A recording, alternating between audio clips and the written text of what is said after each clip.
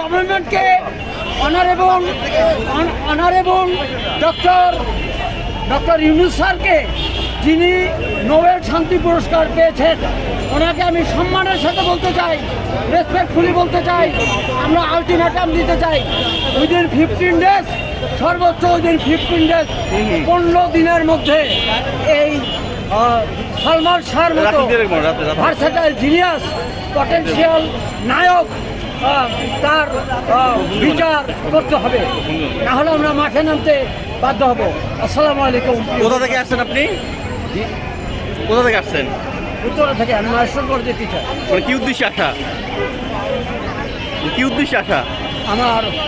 আমি ছোটোখাটো অভিনেতা, আমার এদিকে আসতে হয়, ব্যবসায়িক কাজে আসতে হয়, অনেক সময় ওই যে অন্ধদের ব্যাপারে কথা বলি, প্যালেস্টাইনের ব্যাপারে কথা বলি। এখন কি জন্য আসা বা কি ব্যাপারে কথা বলছেন? এখন বললাম সালমান শাহ হত্যার বিষয়ে।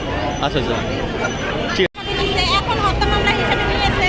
তো আমাদের এই সরকারের কাছে দাবি যে হত্যা মামলা হিসেবে যখন নিয়েছেই তখন যারা আসামি তাদের দ্রুত গ্রেপ্তার করা এবং রিমান্ডে দেওয়া হয়। সালমান শাহকে কিভাবে চেনো তুমি?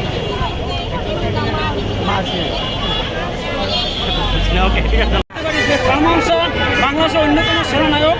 আশা করি তার সুস্থ বিচার হবে।